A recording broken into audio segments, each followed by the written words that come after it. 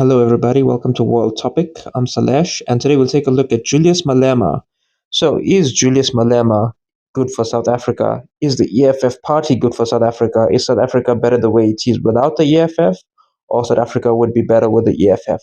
Let me know your thoughts and your comments. Comment on the comment section below and let me know what you think. Let the world know what you think. Get your voice heard. And don't forget to leave a like and subscribe to help the algorithm and share it with one friend at least. So, welcome to World Topics. Today, we'll take a look. Other countries where the reserve banks are owned by the state. So it will be inconsistency and an unacceptable thing to say, no, South Africa must not do it, and whereas you allow other people to do it and you still invest in those countries. How would it work then if you were to actually nationalize the Reserve Bank?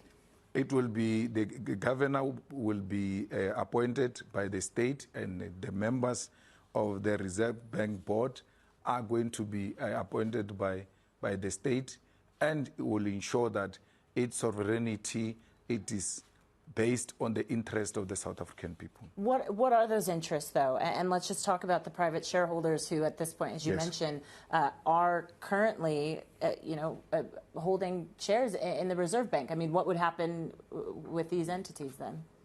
No, the private shareholders must be gradually bought out of the Reserve Bank, and we cannot allow a situation where we say no.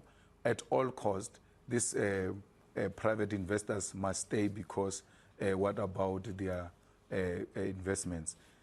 We are not an anarchist organization.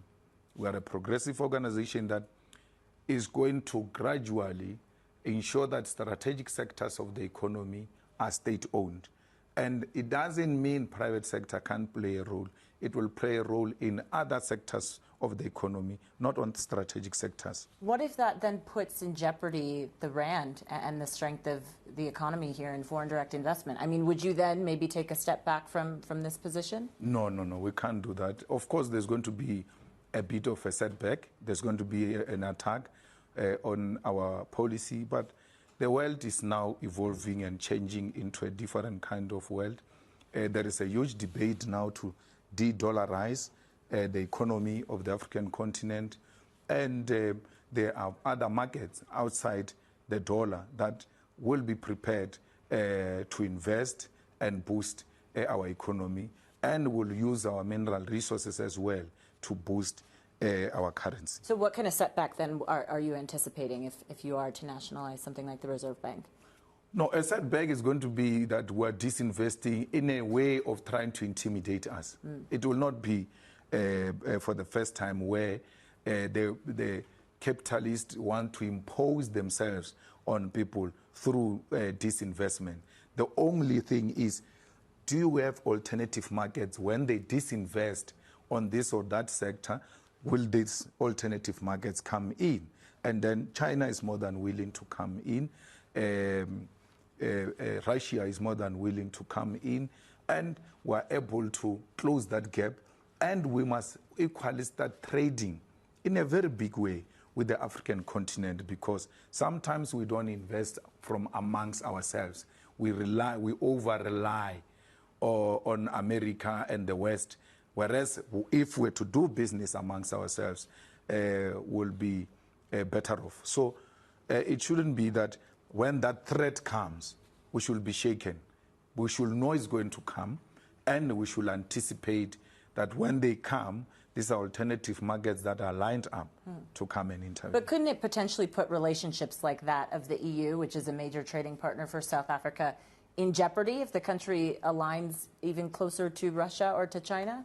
Well, it's our self-determination.